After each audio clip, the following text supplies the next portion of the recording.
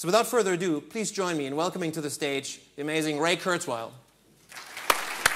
Well, thanks. It's been great to get to London last night, and I've been looking forward to talking to you. I actually started my career, as was just mentioned, by applying this OmniFont character recognition, which was the first any type font OCR that had been developed, to Lexis and Nexis, which at that time was this small company that wanted to actually automate all of legal documents and news documents. And they were starting to type it, but then we gave them a system where they could scan it and automatically recognize the text. And Lexis and Nexis was built on the Kurzweil data entry machine in the mid-'70s. And I've been thinking about the evolution of technology since that time, and I'll share those views with you. I speak to a lot of different groups around the world, different industries, different professions. There isn't a single industry or profession or company that isn't looking at radical change, where their business models are going to be upended really over the next few years. Nobody really can rest comfortably that their business model is just going to carry on unchanged. Nonetheless, I mean, take the music industry, the movie industry, or the book industry. They've continued with radically different business models, but their revenues have held up, at least for those companies that have embraced the changing models. And I'd like to reflect on that with law, but I'd like to share with you first my views of how technology is changing. And first of all, it's changing at a more and more rapid rate. The first technology that we ever invented, which was a communications technology, spoken language, took hundreds of thousands of years to develop. We then noticed that, and that enabled us to expand our brains, so we wouldn't just have one brain solving a problem. We could actually collaborate by sharing information. We noticed that stories were drifting from storytellers to storytellers, so we wanted some way of making a permanent record that has legal significance in and of itself. So we invented written language. That took only tens of thousands of years. We then wanted faster ways and more efficient ways of actually producing written language. So the printing press only took 400 years to reach a mass audience.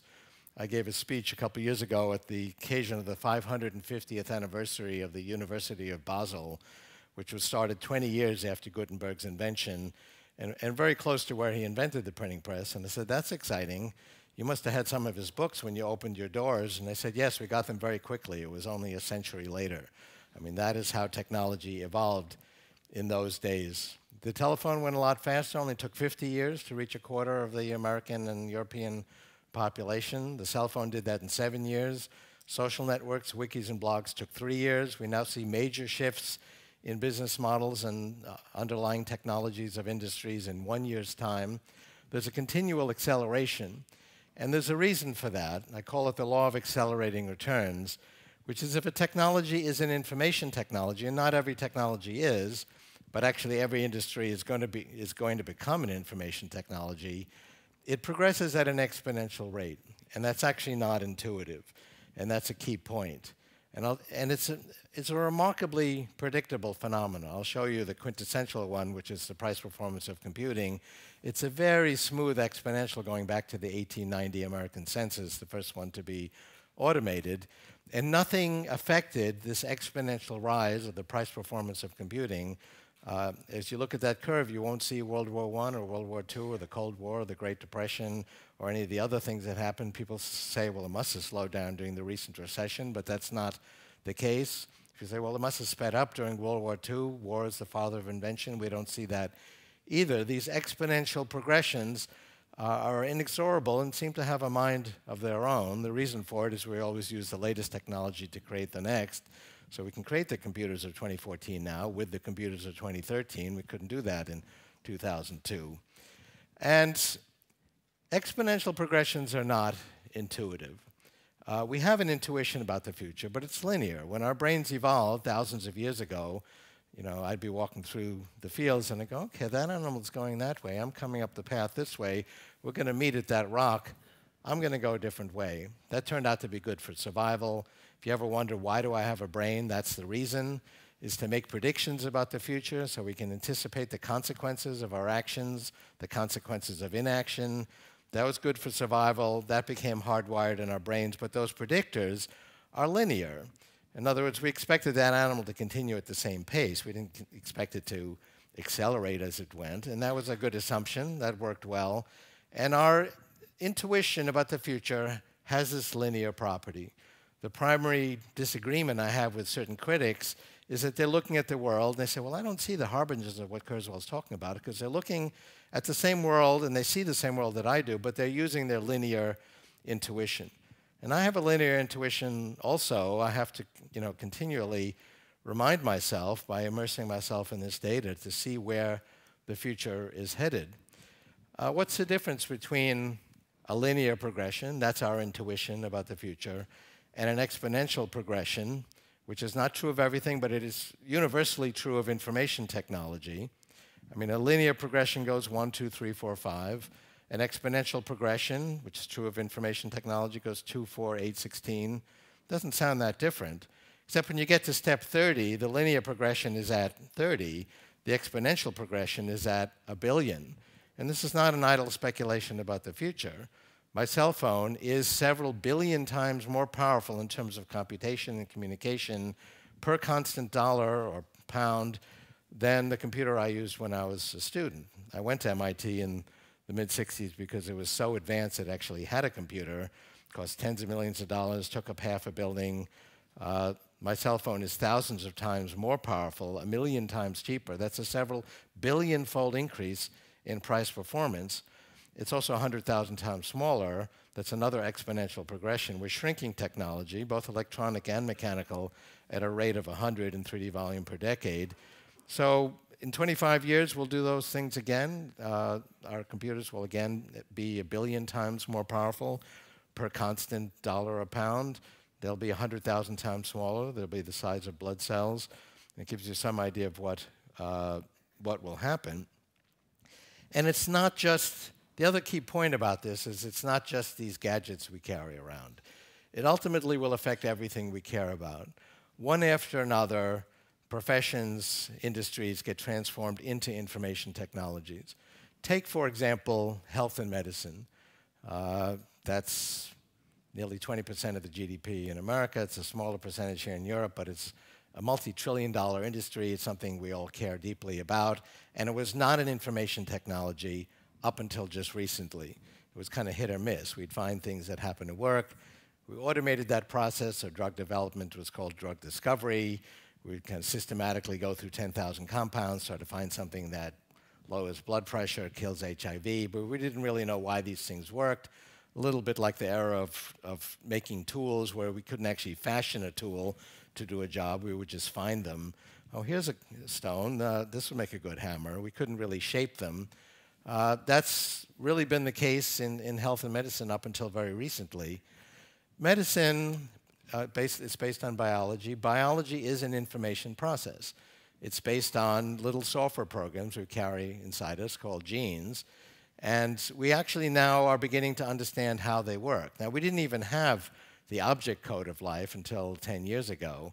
That was a perfect example of the exponential progression I'm talking about. In 1990, this was not a mainstream project. You might think that's the case because now it's a hallmark of science, but it was a renegade group of scientists said, we're going to sequence the genome in 15 years. And mainstream biologists said, that's ridiculous. I mean, we just sequenced 1/10,000th of the genome in 1989. This is going to take centuries.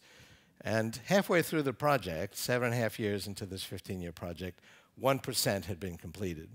So the mainstream skeptics were still going strong and saying, I told you this wasn't going to work. 7.5 years, 1%, it's going to take 750 years, just like we said. My reaction is, oh, we're at 1%, we're almost done. Because it's been an exponential progression. It had been doubling every year. But an exponential progression starts out by doubling tiny little numbers. It looks like nothing is happening. When you get to 1%, now you've got traction. That's only 7 doublings from 100%. And indeed, that's exactly what happened. The project was finished 7 years later. And that exponential progression has continued since that time. That first genome cost $1 billion. It's now close to $1,000. National Institutes of Health in the United States are planning to sequence 1 million genomes to relate genetic states to disease states. at a projected average cost of $1,000. So that'll be $1 billion for 1 million genomes. They wouldn't do that if they still cost $1 billion each. But we're also gaining the means of actually reprogramming this outdated software. I mean, how long do you go without updating the software on your cell phone? Mine is probably updating itself now as I speak. But I'm walking around with outdated software that evolved thousands of years ago. For example, the fat insulin receptor gene says, hold on to every calorie because the next hunting season may not work out so well. And that was a very good idea 1,000 years ago. You worked all day to get a few calories. There were no refrigerators, so you stored those calories in your fat cells. That today underlies an epidemic of obesity, particularly in my country, and diabetes. I would like to tell my fat insulin receptor gene, you don't need to do that anymore. I'm confident the next hunting season will be good at the supermarket. And this was actually done in Boston at the Joslin Diabetes Center. They turned this gene off. We have technologies now that can turn genes off, like RNA interference, where little pieces of RNA latch onto the messenger RNA expressing a gene and turn it off. So they turned off this gene, and these animals ate ravenously and remained slim. And it wasn't a fake slimness. They didn't get diabetes. They didn't get heart disease. They lived 20% longer. They got the benefits of caloric restriction while doing the opposite. And they're working with a drug company to bring that to the human market. I'm working with a company where we add a gene using new forms of gene therapy that are done outside the body, because the early forms of gene therapy triggered the immune system. So this particular project is for patients with a disease that's caused by a missing gene. Now, most diseases are more complicated. It's not one gene, one disease, but this one is. And if you're missing this gene, you probably will get this disease. It's a terminal disease. Your life expectancy is about 2 years on diagnosis. So we scrape out these cells from the throat non-invasively. In a Petri dish, we insert this new gene. That's another new technology. Inspect that it got done correctly. That's another new technology, very high bandwidth imaging. We then replicate the cell millions-fold. That's another new technology. Now we have millions of cells with that patient's DNA, but with the gene they're missing. Inject it back in the body, goes through the bloodstream. The body recognizes them as lung cells. And this has actually cured this disease in human trials, and it's undergoing some more trials before it's approved. These are just two examples of basically reprogramming the software of life away from disease and aging processes.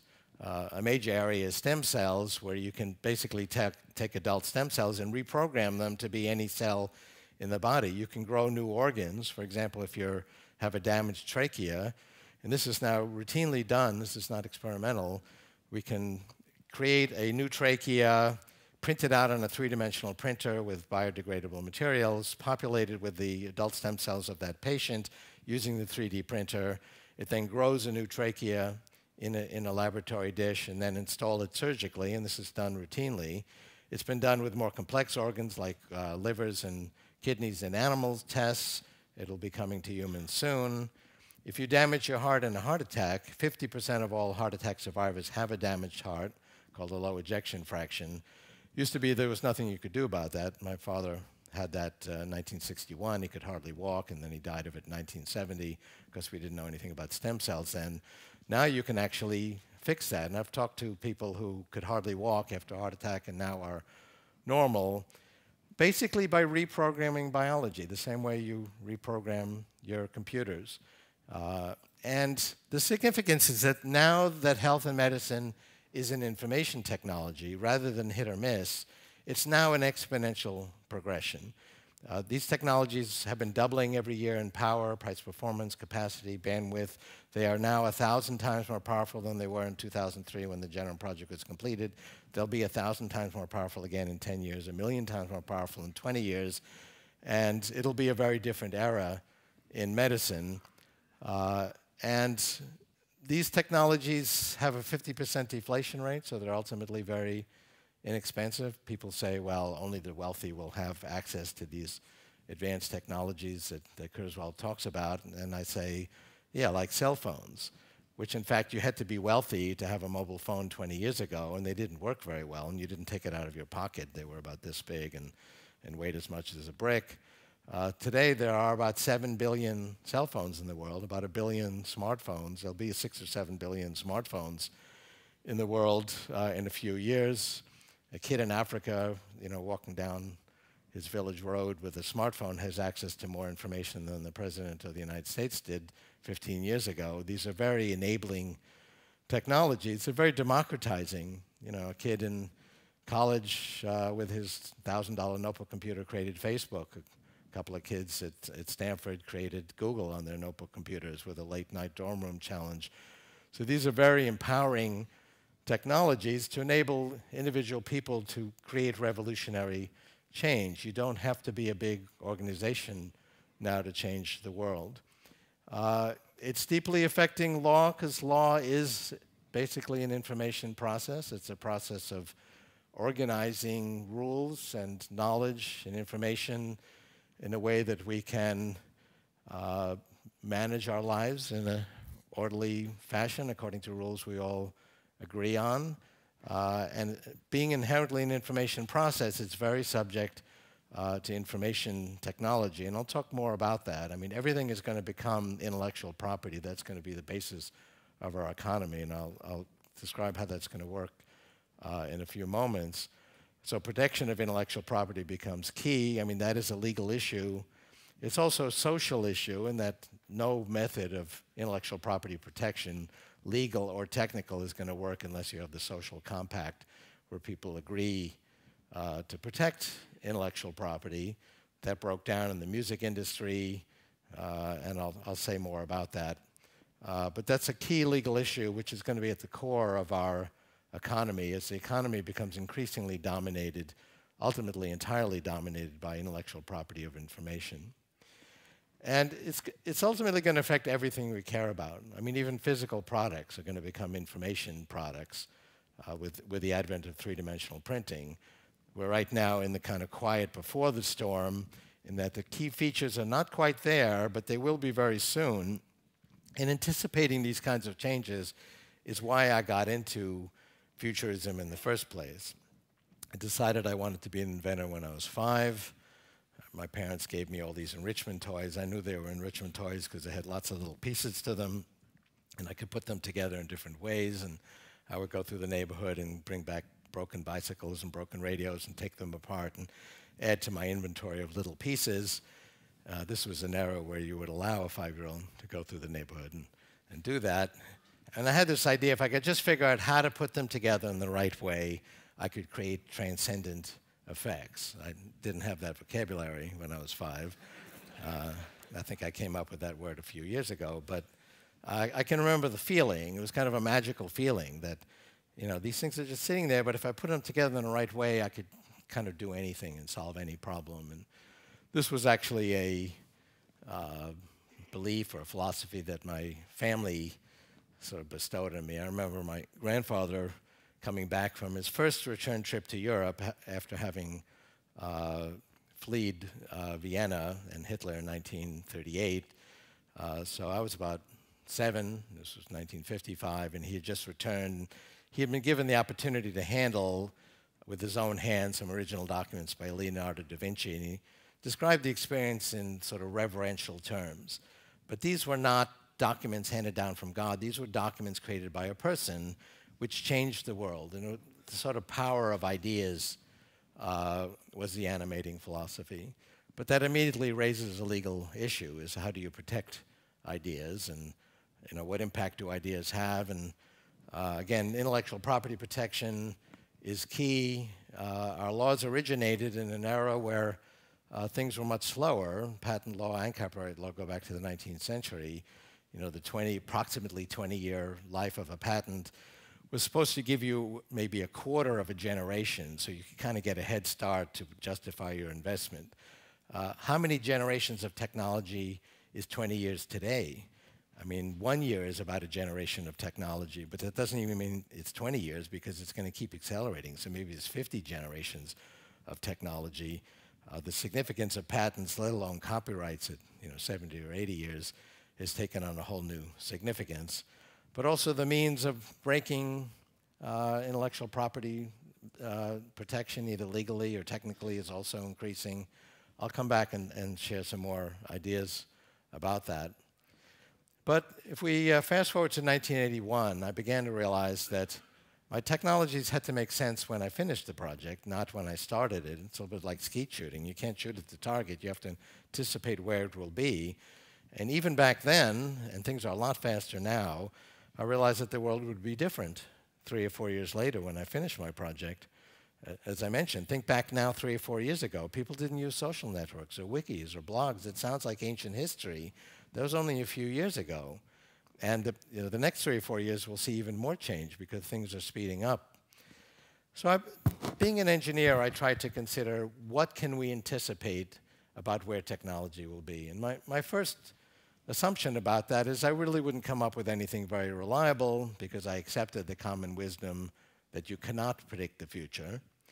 But I thought maybe if I gathered enough data, used the right visualization tools, squinted at the visualizations a little, maybe I could make some educated guesses. And I made a very startling discovery. If you measure the fundamental measures of information technology, price performance, capacity, bandwidth, for example, the price performance of computing, calculations per second per constant dollar or unit of currency, or the number of bits we move around wirelessly in the world, or the number of bits on the internet, or the spatial resolution of brain scanning, or the amount of data we're downloading about the brain, or the cost of sequencing a base pair of DNA, or the number of base pairs of DNAs that we sequence each year. These fundamental measures display this amazingly predictable trajectory, and the trajectory is exponential, and it's not affected by anything. It goes through thick and thin, through war and peace, through boom times and recessions, was not affected by the Great Depression. It's remarkably predictable, and you can use those trajectories to actually predict where technology will be. And I've written now 8 books on this idea, but I didn't really come up with it just to write about it. I still use it as the primary means of predicting my technology projects. I have an e-reader company, for example, so we actually lay out, what are the technical parameters that affect our business, display resolution, mobile computing, telecommunications, and we'll go through the discipline of describing what those technologies will be like in January 2014 and 2015 and 2016. And even though I've been doing this for 30 years, I'm amazed that, whoa, mobile computing is going to be that different in 2 years, because I still have a linear intuition. You really need to go through the discipline, and I get a lot of business plans now. I do some mentoring and early stage investing, and I would say 95% of the teams that give me proposals would actually develop exactly what they say. The reason projects fail is not because the inventors fail to actually build what they claim, but 95% of those projects would fail because the timing is wrong. Be too early, not all the enabling factors are in place. Be too late, they miss the window of opportunity. Being in the right place at the right time is key. Larry Page and Sergey Brin had a great idea about reversing the direction of the links on the internet to create a better search engine, but they did it at exactly the right time. In a book I wrote in the 1980s, The Age of Intelligent Machines, I anticipated search engines because the nascent internet, it wasn't even a web yet at that time, was growing in information, and it was very hard to find anything, and the need for search engines was growing exponentially, but the technology was not yet in place. I predicted by the late 90s that would be the case, and that we would then be able to sort of easily find the information on this exponentially growing knowledge base. So you could, and I did, anticipate search engines. It'd be very hard, though, to have predicted that it'd be these couple of kids with a late-night dorm room challenge that would end up dominating search. So I'm not saying everything is predictable. Which technical standard, which company, which invention will prevail, that remains unpredictable. That still requires judgment. But the inexorable rise of these technologies is very predictable. I laid out this computing curve in 1981. I had the data through 1980. Through 2050, we're now in 2013, and we're exactly where we should be. And I'll show you that curve in a moment. It's amazingly predictable. And as price performance reaches certain levels, whole new applications become feasible. I mean, why didn't social networks take off 8 years ago? Was it because Mark Zuckerberg was still in junior high school and he wasn't yet motivated to come up with a better technology to meet girls, which is what he said was his motivation for creating Facebook? No, the technology wasn't there. There were attempts to make social networks. And there were arguments, can we allow our users to download a picture? I mean, the price performance was not there to support that application. 4 years ago, it began to come in place, and that's when that technology took off. And you can anticipate when that inflection point will be. So let me show you a few examples of just how predictable this is and how many different areas it affects. And we'll talk about some of the implications, particularly for the legal industry. So this is what I wanted to cover today. Any questions about any of this? I'll go through it a little more slowly. But exponential growth starts out even sublinear, but at some point it actually takes off. This is the graph I had in 1981. Well, I had it through 1980. This is through 2009. This is the price performance of computing. And this is a logarithmic scale. So as we go up the scale, we're multiplying by powers of 10, not just adding to what we're measuring. And this is calculations per second per $1,000. So every level on this graph that's labeled is 100,000 times greater than the level below it. So this modest little curve represents trillions-fold increase in the amount of computation you can get for the same cost over the last century. Several billion-fold just since I was a student. And people say, oh, that's Moore's Law. But actually, Moore's Law started mid-'70s, only a few years before I started looking at this. It was the fifth paradigm, not the first, to bring exponential growth to computing. In the 1950s, there were shrinking vacuum tubes, making them smaller and smaller to keep this exponential growth going. 1952, CBS predicted the election of Eisenhower, the first time the American networks did that, using a vacuum tube-based computer. But finally, they got to a point where they couldn't shrink the vacuum tubes anymore and keep the vacuum, and that was the end of the shrinking of vacuum tubes. It was not the end of the exponential growth of computing price performance. It just went to the fourth paradigm, transistors and then chips. There's been regular predictions that Moore's Law will come to an end. Moore's Law says that we're shrinking the size of components on a flat chip.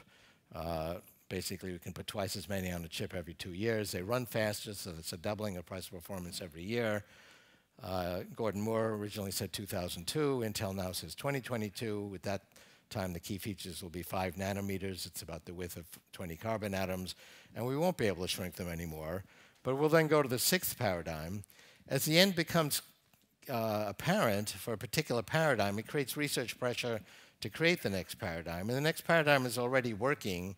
If you speak to Justin Ratner, the CTO of Intel, he'll show you the sixth paradigm working in their labs, which is self-organizing three-dimensional molecular circuits.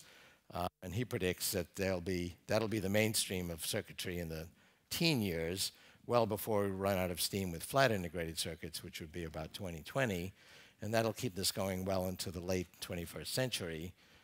And I think the most remarkable thing about this is, where's World War I or World War II or the Great Depression or the Cold War or anything else that happened? It really has a mind of its own. And this little curve basically makes feasible different revolutions along the way. And you can see revolutions coming because you can see the need, for example, for search engines growing exponentially as information exploded. And then you can see the price performance to support those applications coming into place. You could buy 1 transistor for $1 in 1968. You can buy 10 billion today for $1. And they're better, they're faster, because electrons have less distance to travel. There's a doubling of price performance every year. That translates into a 50% deflation rate for information technology. So if I want to compute 1 million calculations or send 1 million bits on the internet or wirelessly or sequence 1 million base pairs of DNA, it costs me half as much as it did a year ago. And economists will tell you if costs come down, you will buy more. But will you actually double your consumption every year? After all, how much do you need? Isn't there a limited sort of saturation of your need for these technologies? And ultimately, we're talking about physical things, because I'll talk about three-dimensional printing in a moment. And if I get the same stuff for half the price as a year ago, maybe I'll only increase my consumption 50%. in which case the size of the economy as measured in constant currency will shrink. And for a variety of good reasons, that actually would not be a good thing. But that's actually not what happens. I have 50 different consumption curves like this. This is bits shift. This is a logarithmic scale. We actually more than double our consumption each year. There's been an 18% growth in constant currency of every form of information technology per year for the last 50 years, despite the fact you can get twice as much of it each year for the same price. And the reason, which I alluded to earlier, is as price performance reaches certain levels, it enables whole new industries and revolutions to be created. Time magazine in the United States had a cover story on my idea, and so they reprinted my computer curve. They wanted to put a computer they had covered as the last point. I said, "You sure you want to do that? Because it just came out. Maybe it's not cost effective. It could be below the line." I was sure it wasn't going to be above the line, but it turns out it was right on the curve. And this is a curve I laid out 30 years ago, and I laid it out through 2050, and we're now at 2013.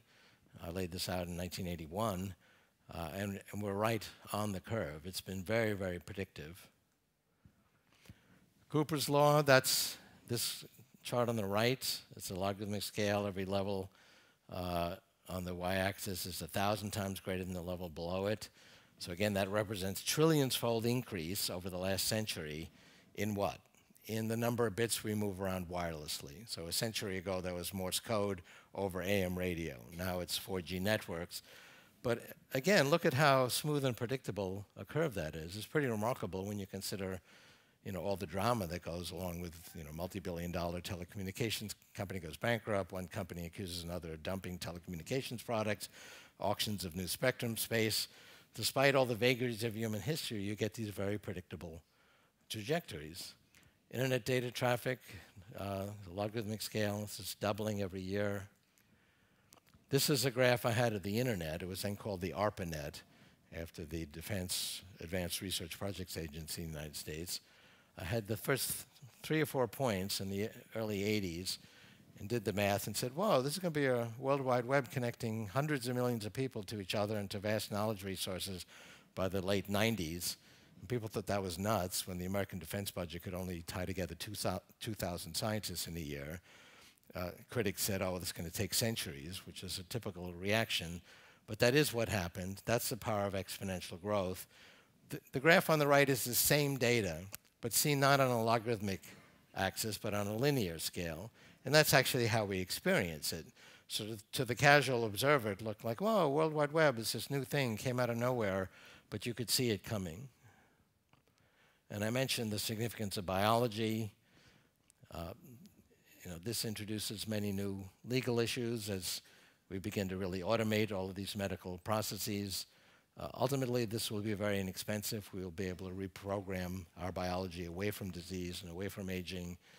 And all of these sort of models that insurance is based on for either annuities or life insurance or health insurance are based on, they do model the idea that there will be change and progress. They model it linearly, because that's the progress we've had, because health and medicine has been a linear process because it was not an information technology. This grand transformation of health and medicine from having been hit or miss and therefore linear to being a predictable information technology that grows exponentially is completely ignored. And you get these projections, oh, we're going to add 12 years to life expectancy over the next century, which is ridiculous. All of these models, they work fairly well for like 1 or 2 years, because if you look at an exponential progression and take just a little piece of it, it actually does look like a straight line, and there's a pretty good approximation. It's a pretty terrible approximation if you look at it over a few decades. So if I want to send you and this actually gets at a key legal issue, a movie or a music album or a book, 2 or 3 years ago, I would send you a postal package of some kind, a physical package. Now I can send you an email attachment, and you can turn that into a book or a music album. I could also send you this violin or this guitar. These are not artist conceptions. These were printed out on a 3-dimensional printer. There's a kiosk in Japan. You can go in, and a laser takes a scan of your body and then creates this little miniature figurines with a three-dimensional printer. That's an actual device that was printed out on the upper right. The scale right now the scale has been getting more and more precise at a rate of 100 in 3D volume per decade. It's now a few microns. Most of the applications for the first wave of automating manufacturing require sub-micron resolution. That's a few years away, but you can see it coming. The costs are still a little high. There were hundreds of thousands of dollars per printer, then tens. It's now under 10,000. Needs to really be under 1,000. Within a few years, this is going to begin to revolutionize manufacturing. And as the resolution gets finer and finer and the costs continue to come down, it will take over more and more manufacturing. By the 2020s, we'll be able to print out organic materials like clothing. And people say, oh, well, that's going to be the end of the fashion industry. But think about the analogy with the music, book, and movie industry. Those are now digital products. Has it destroyed those industries? Well, it certainly has destroyed old business models. But if you look at the overall revenues of those industries, they've remained quite strong and are even growing, actually boosted by the fact that it's easier to enjoy and distribute these products. But the business models have been greatly transformed. And you do have the coexistence of an open source market and a proprietary market. So you can have a very good time reading the millions of books and listening to the millions of songs and movies that are free that you can download legally at no cost, and many of them are very high quality. But people still spend money for Harry Potter or the latest blockbuster or music from their favorite artist. And you have the coexistence of open source and free and proprietary products that people pay for. And the overall industries are actually remaining quite healthy, albeit with radically transformed business models. So the same thing will be true in fashion. There'll be many thousands of designs of high-quality clothing you can download and print out at pennies per pound with your three-dimensional printer, but you'll still spend money to get designs from your favorite, hot art designer, and that will be the nature of the fashion industry. Health and medicine will be also a matter of information. Everything is going to actually become information. There'll be open source versions of information, which is actually a great leveler. So, I mean, the material resources that you need to actually, live your life and be quite happy and enjoy yourself will be vanishingly small. At Singularity University, which is a university I co-founded with Peter Diamandis at the X Prize Foundation and Larry Page of Google, we have a project to print out houses at very low cost using three-dimensional printers, one module at a time, snapping them together Lego style.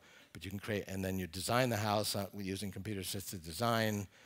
It doesn't require much skill. You can design what your house will look like, and it can fit into available space, and then you can print it out one module at a time at very low cost. Ultimately, we'll be able to meet our physical needs. That'll be a great leveler in terms of the cost of living a high-quality life. But these industries will still be robust based on the proprietary forms of this information. And it brings up the key legal issue of protecting that proprietary information.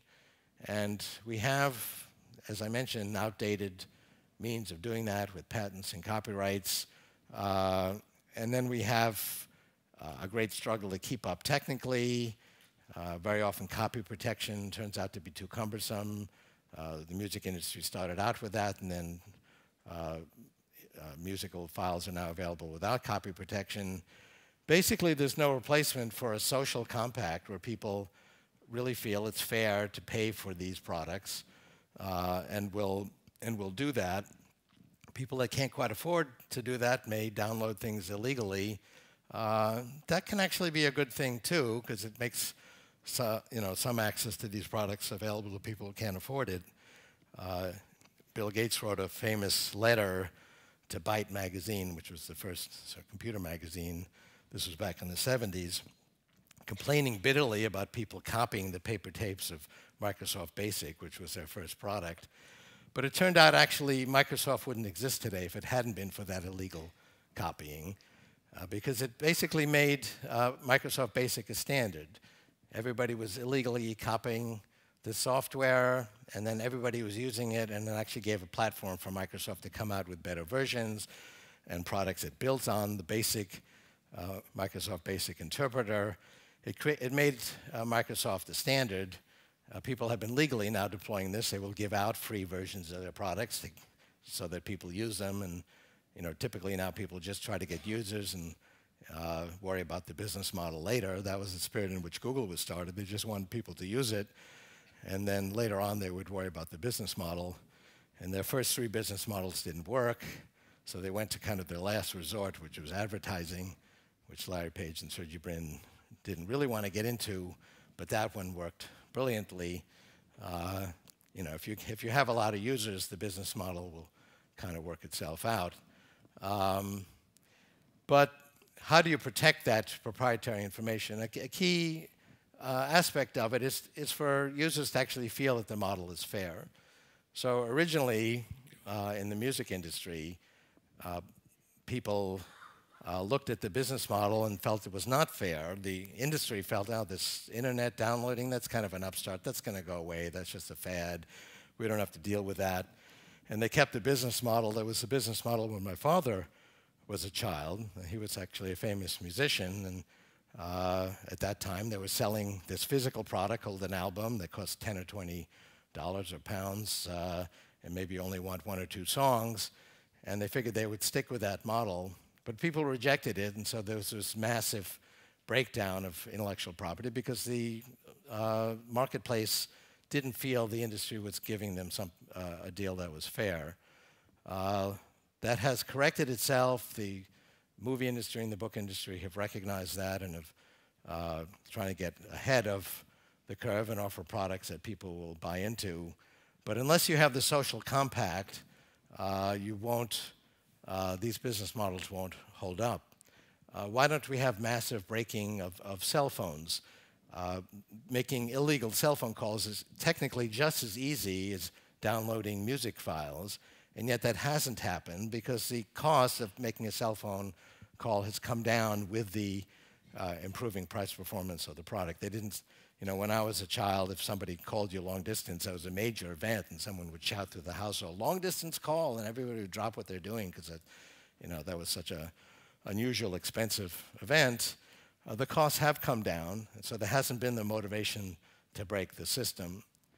That being said, we also need flexible legal models that will keep up with the changing landscape, and there's more and more this continued thrashing of business models in music, and now the latest business model is to give you availability of every song that's ever been made, and you can basically listen to any song you want any time. But legally, we have to figure out how to compensate the artists and provide motivation to create this intellectual property in the first place. I don't have all the answers to this, but the minds in this audience, I think you all will have to figure this out. If we don't protect the business models that allow for the creation of intellectual property, we won't have the intellectual property that we all enjoy. It can cost a lot of money. It can cost millions of dollars just to create an album, let alone a movie. It can cost tens of millions or more. And we need to protect the business models that allow for the formation of capital to create these intellectual property items in the first place. So this is going to be a more and more challenging issue as it gets easier and easier to break the system, as we have a marketplace that is looking very carefully at every business model that comes along, and if they don't like it, they can basically cause these systems to break overnight. It's not Facebook actually that controls the Facebook brand. It's all of the Facebook users. Facebook tried to make some changes as to how information was shared, and the Facebook community didn't like it, and within hours that changed. There was some legislation in the United States called SOPA to restrict access to intellectual property in order to protect intellectual property, for intellectual property protection, but the users didn't like it, and basically there was a strike of sites like Wikipedia and Google for one day to protest this. The legislation for that was sort of sailing towards bipartisan passage. It was very uncontroversial at first. It was one of the few things in America where there was bipartisan support. But when the organized users got wind of this and said, no, we don't want our unfettered access to information interfered with, that legislation was killed in a matter of hours. And I remember actually there was a one-day strike, and I felt like a part of my brain had gone on strike. That's how much these tools that give us access to information have actually become part of our thinking. They are really brain extenders. So speaking of thinking, I've been thinking about thinking for 50 years. This is a book I just came out with last October. And I wrote a paper 50 years ago when I was 14 on the same subject of how the brain works. And I described it as a series of modules. Each module could recognize a pattern. And what I wrote is that that's what the brain does really well, is pattern recognition. We're actually very bad at logical thinking. We use our pattern recognizers to do logic. It's not a very good way of doing it, but it's the only means we have. Even back 50 years ago, computers were better than humans at doing logical thinking. But we were very good at recognizing patterns. So at that time, there were chess-playing computers that could actually think much faster than a human in terms of considering move, counter-move sequences. But a human chess player could look at the board and sort of recognize patterns and compare it to 100,000 board positions they had learned. I predicted actually in the early 80s that a computer would take the World Chess Championship in 1998 because I saw the exponential rise of computation and did the calculations as to what it would take to beat the chess champion. People thought that was ridiculous because when I made the prediction, an average player could beat the best computers. But it actually happened in 97. And Kasparov was asked, was told, Deep Blue analyzes 200,000 board positions a second. How many do you analyze a second? And he said, well, less than one. So how was it that he could hold up to Deep Blue at all? He was defeated, but he came close. It's because of his deep powers of pattern recognition. He looks at the board and he simultaneously, in parallel, compares it to 100,000 board positions he's learned. That's a real number.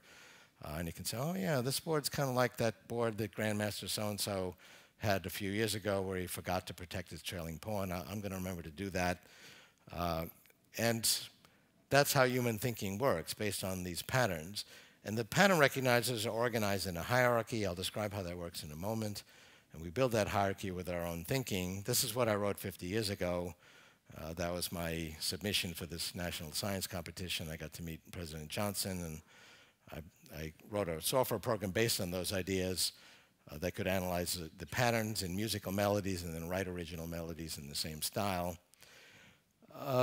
Now, 50 years later, this book says the same thing, but now we actually have the data to confirm this theory and actually understand how these pattern recognizers work. There's been exponential gains in the spatial resolution of brain scanning. We're basically doubling the spatial resolution each year. There's different types of scanning, destructive, non-destructive, non-invasive. We can actually see now in a living brain and see your interneural connections forming in real time. We can see them firing in real time. We can see your brain create your thoughts. We can see your thoughts create your brain, because that is really the secret of human thought. That whole hierarchy of the neocortex we create with our own thinking. So it's true you are what you eat, but it's even more true that you are what you think. So be careful who you hang out with. I think coming to this conference is probably a pretty good bet, but everything you hear and say from the moment you're born or even earlier basically creates this hierarchy of your neocortex. And we can create one level of abstraction at a time. I have an 18-month-old grandson now, and he has successfully laid down several levels of this hierarchy. As adults, we continue to build level upon level. We can't learn a new skill without learning the prerequisites before that. Let me describe how that neocortex works. It'll give you a little more insight into this. But we're actually able now to simulate brain regions. We have, by my estimate, 300 million pattern recognizers in the neocortex. This is a model of one, and they're organized in hierarchies, and I'll explain this simple example. Before I do that, let me just share with you the history of the neocortex. That's the region of the brain where we do our thinking. And it first emerged 200 million years ago with mammals. Only mammals have a neocortex. Neocortex means new rind. So it's basically a covering around the brain. So in these early mammals, which were rodent-like creatures, and in rodents today, It's about the size of a postage stamp, and it's as thin as a postage stamp, and it's flat, and it covers the brain. But it's capable of doing a different kind of thinking than the old brain. We still have the old brain, but the neocortex is capable of thinking in hierarchies and in flexible hierarchies, and each pattern recognizer can recognize a pattern even if the pattern isn't fully there, even if it's distorted or part of it's occluded, it can still recognize the pattern. Our skills are also organized as this hierarchy of patterns, and it's flexible. If suddenly that skill doesn't quite work, as the situations change a little bit, we can modify it on the fly. We can see someone else doing a skill and reorganize our neocortex to learn that new skill very quickly. So if one member of a species invents a new solution, maybe just by accidentally finding it, other members of the species can see that and copy it, and it can spread virally through that population. Animals without a neocortex can't do any of those things. Now, they can learn a new skill, but not in the course of one lifetime. If you don't have a neocortex, your behavior is pre-programmed. And you can change that pre-programmed behavior over 1,000 generations through normal biological evolution. You can evolve a new skill.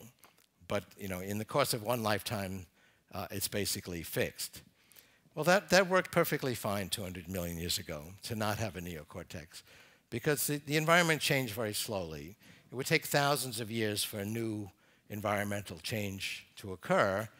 And so over those thousands of years, these non-mammalian animals could evolve a new set of skills to cope with the very slowly changing environment.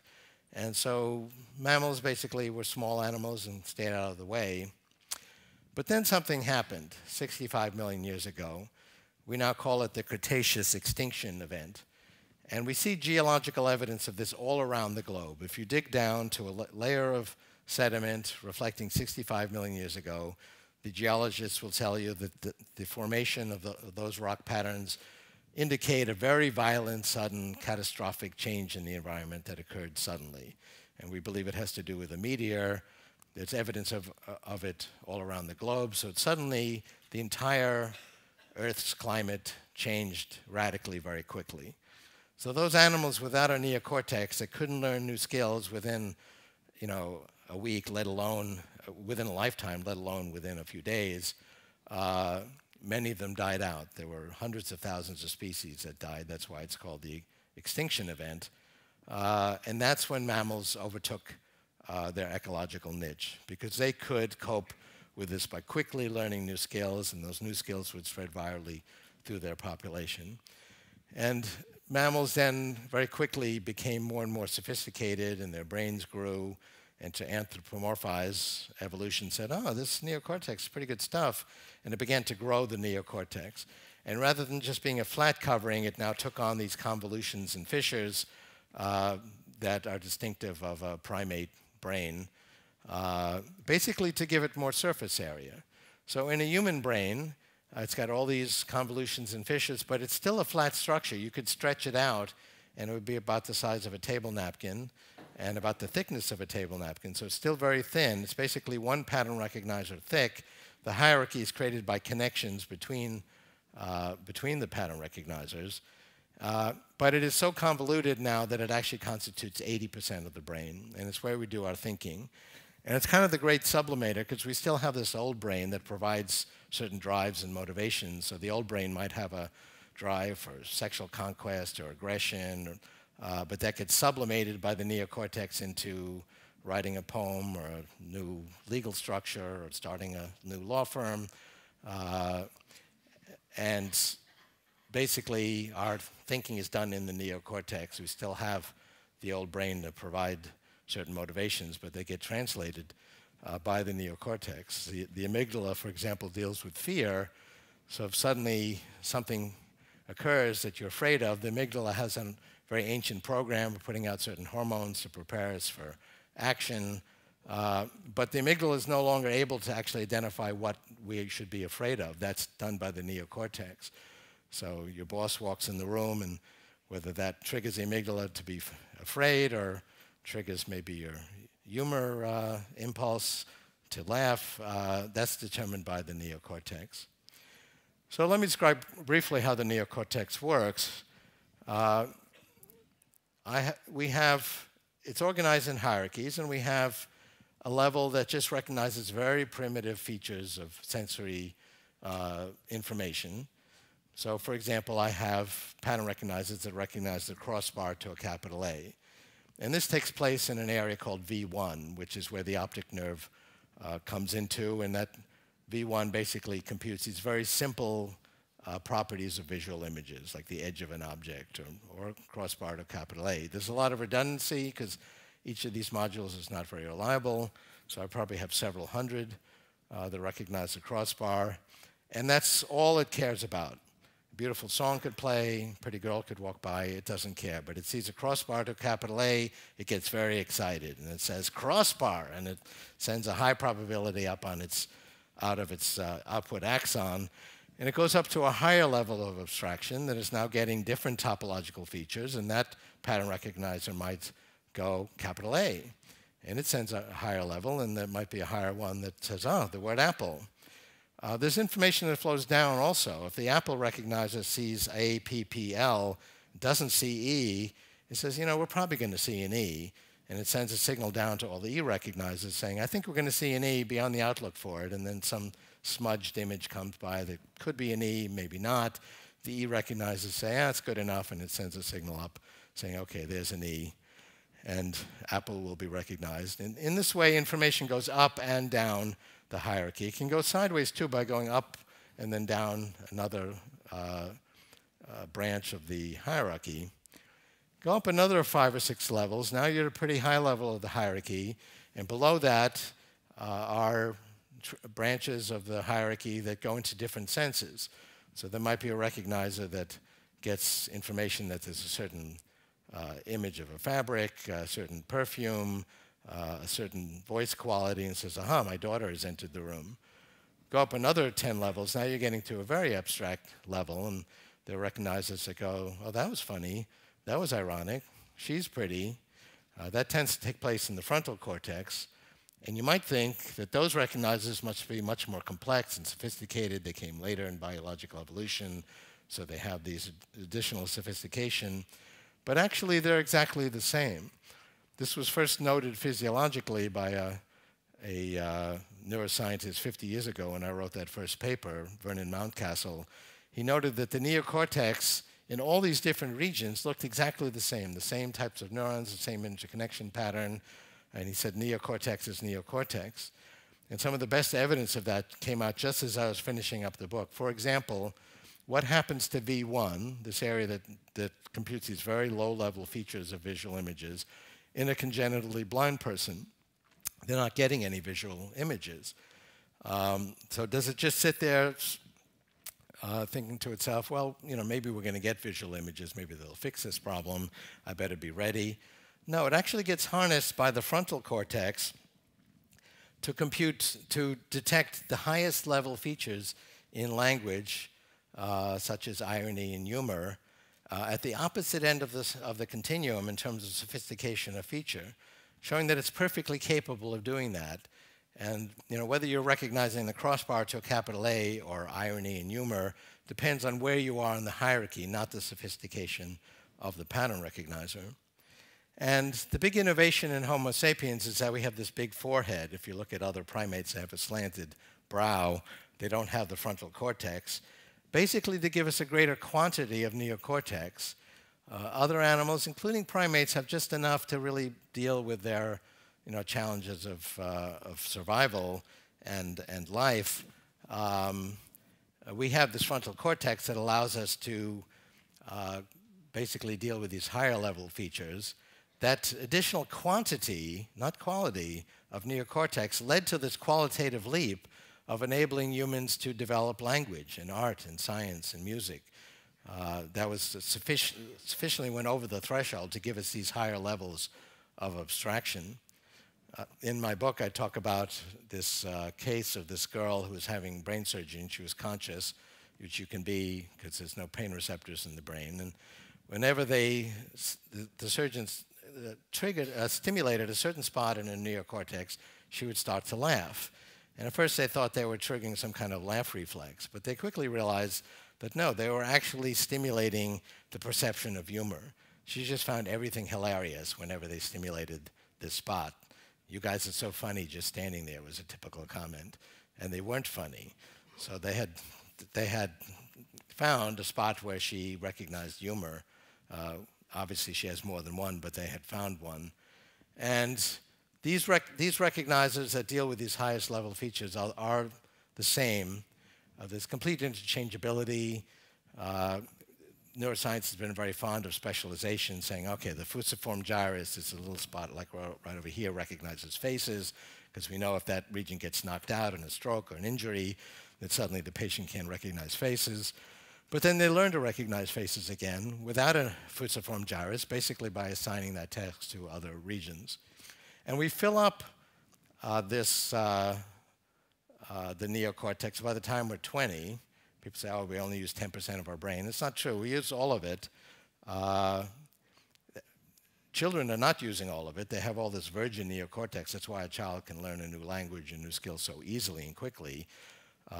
As we're adults, to learn something new, we have to forget something old. Now, very often, the old knowledge we give up is just a certain amount of redundancy that we don't need. So I might have had 10,000 recognizers that recognized the crossbar of capital A when I was 20, and maybe I only have 100 today, but that's enough because they're well organized and I only need 100. But sometimes you have to actually forget something altogether. Some people don't like to do that. They're very happy with the knowledge they have, and they don't want to learn anything new.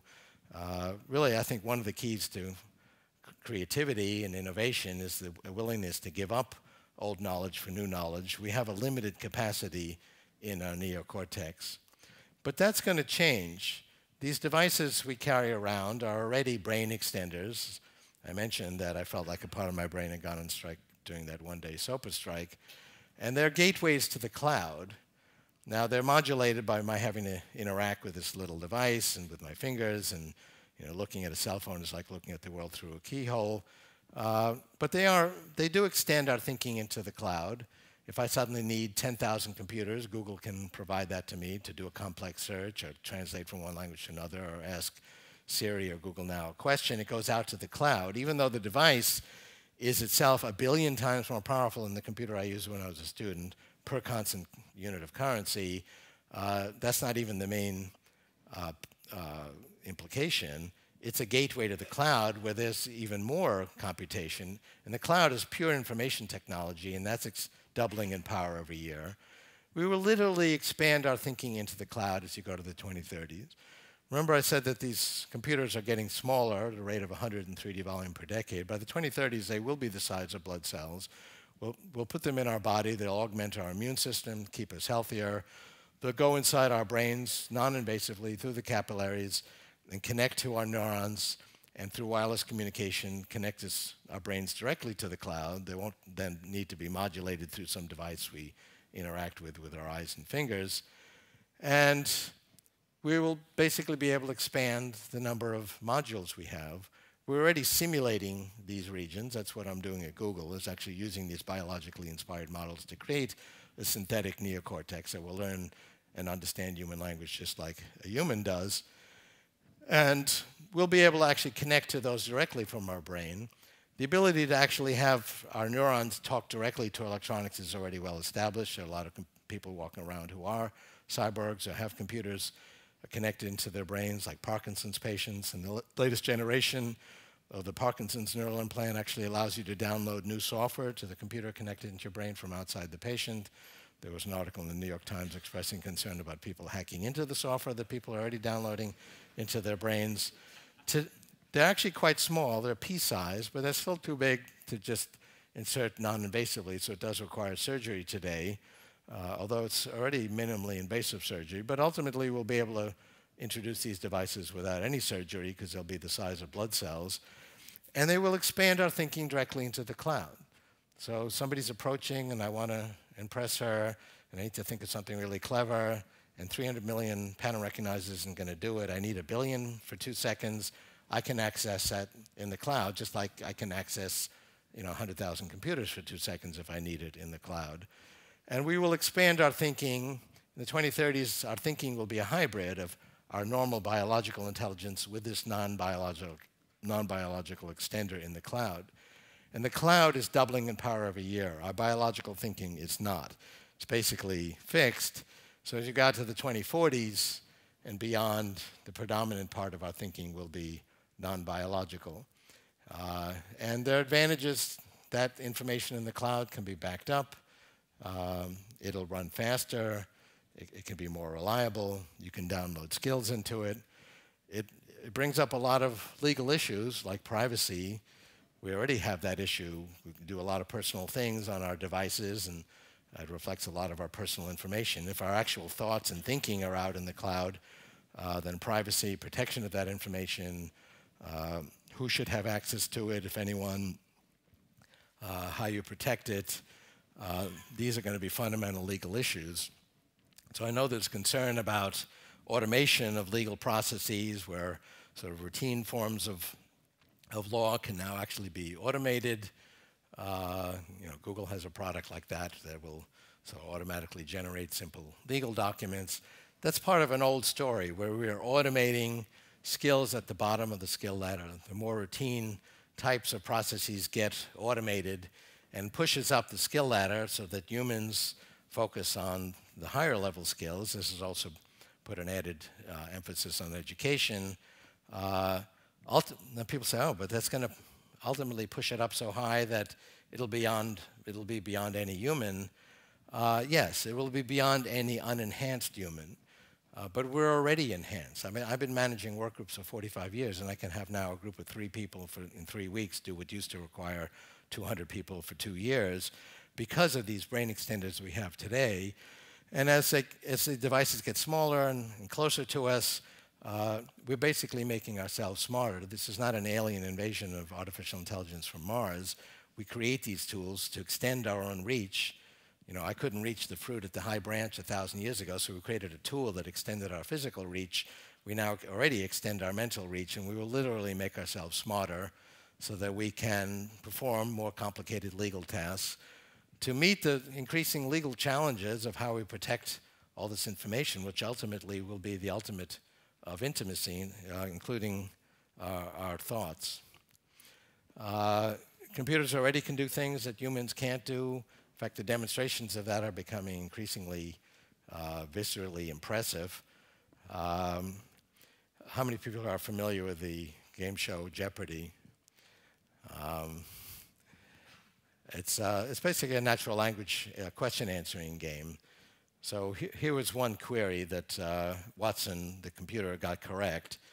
A long, tiresome speech delivered by a frothy pie topping, and it was in the category of rhymes. So Watson correctly responded, "What is a meringue harangue?" And the humans were clueless as to that, and as you can see, Watson got a higher score than the best 2 human players put together.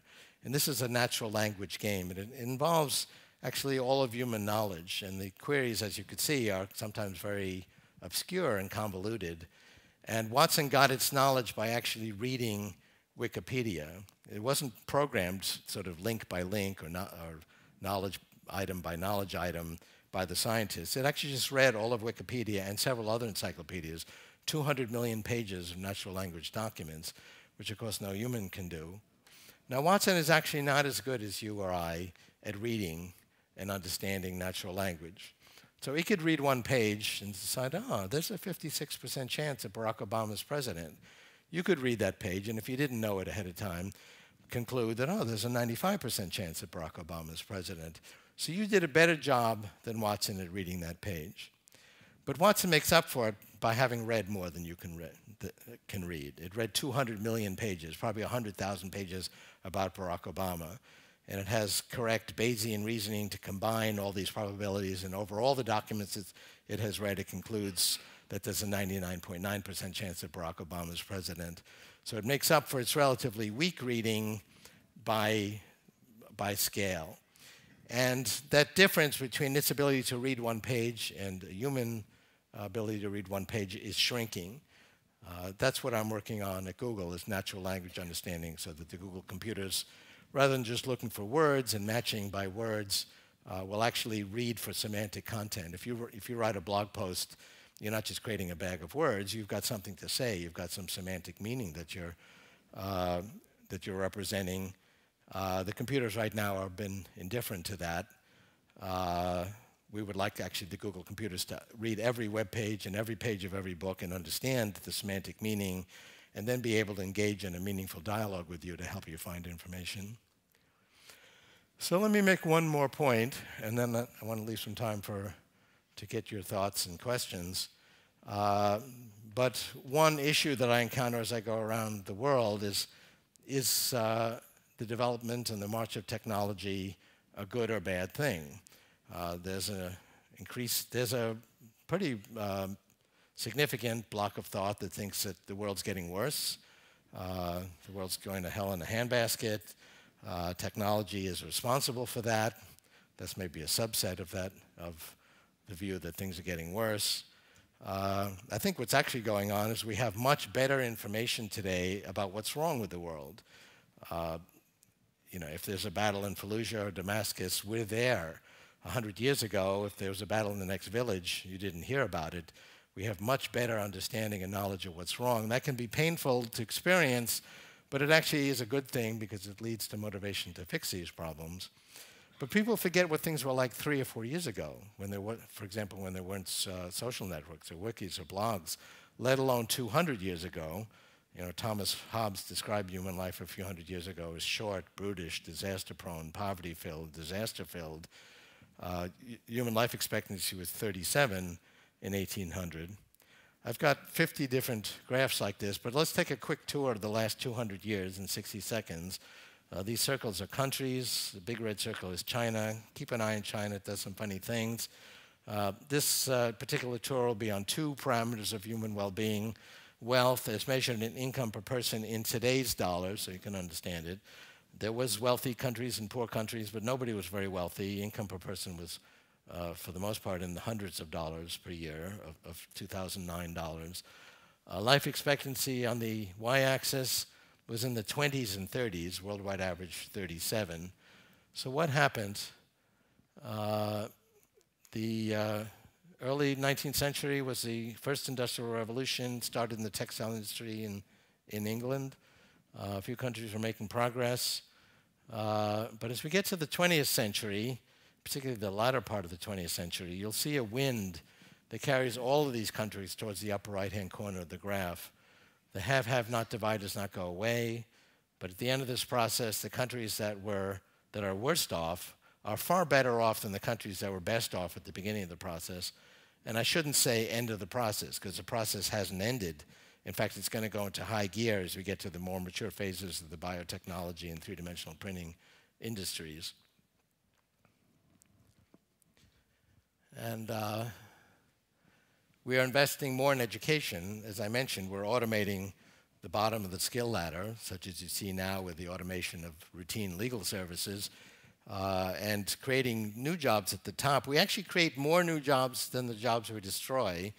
In the United States, the statistics are 100 years ago, only 1/3 of the working age population eligible for employment were working. Now it's 2/3. And the new jobs pay 10 times as much in constant dollars. Why didn't we have any social safety net in the United States until 1930, when Social Security was put in? Was that the United States just wasn't liberal enough? No, the money wasn't there. There wasn't enough wealth. We spend now 10 times as much in constant dollars per child on K through 12. In the United States, we had 50,000 college students in 1870. We have 12 million today. So we're investing more in education. Ultimately, we'll need more than education. We'll need to enhance our own intelligence by merging with the technology we're creating. We've tripled the amount of education a child gets in the developing world. We've doubled it in the developed world. There's still a have-not divide, but they're both moving in the right direction. And this is the progress we've made in life expectancy. We've quadrupled it in the last 1,000 years. I gave a speech recently to junior high school students, and I said you all would be senior citizens if it hadn't been for this progress we made. We've doubled it in the last 200 years. But this is going to go into high gear now that we have this grand transformation of health and medicine from a hit-or-miss process to really being an information technology. According to my models, we'll be adding more than a year every year to your remaining life expectancy 15 years from now. So as you go forward a year, your life expectancy will move on away from you. So if you can hang in there, you may get to see the remarkable century ahead. Thank you very much.